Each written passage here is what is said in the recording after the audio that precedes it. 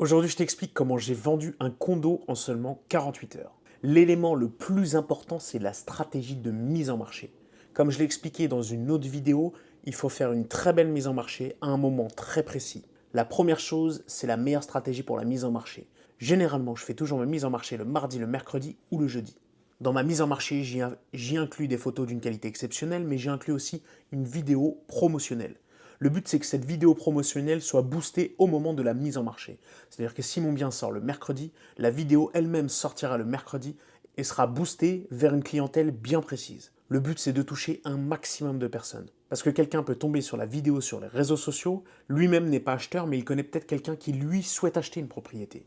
Donc forcément, naturellement, il va pouvoir lui envoyer la propriété à travers les réseaux sociaux, et cette personne-là pourra visionner cette vidéo et se dire pourquoi pas aller la voir. Le deuxième point, forcément, quand on met en vente le mardi, mercredi ou jeudi, c'est de faire une visite libre la fin de semaine qui suit. Le but est de laisser des portes ouvertes pour qu'un maximum de personnes puissent visiter la propriété. Un point qui a aussi toute son importance, c'est l'état de propreté de la propriété. C'est l'état de propreté de la propriété, la décoration et voire faire du homestaging au besoin. Tu l'auras compris, la mise en marché est très importante. Maintenant, comment moi j'ai fait pour vendre un condo en 48 heures, ça a été assez simple. J'ai fait ma parution le mercredi soir avec la vidéo promotionnelle. Le jeudi, j'avais une demande de visite pour le vendredi soir. La propriété était 5 000 $ en dessous du prix que je l'avais estimé pour le prix de vente réel. J'avais donc aussi programmé une visite libre pour le dimanche.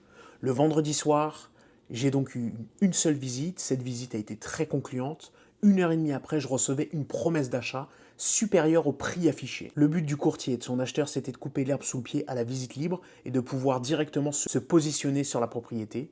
Et forcément, vu que l'offre était plus intéressante que le prix affiché, mon client a décidé d'accepter cette offre. Ce qui fait que la propriété a reçu une offre en moins de 48 heures. Ce qui fait que la propriété a reçu une offre en moins de 48 heures et au-dessus du prix demandé. Si jamais l'immobilier t'intéresse, abonne-toi.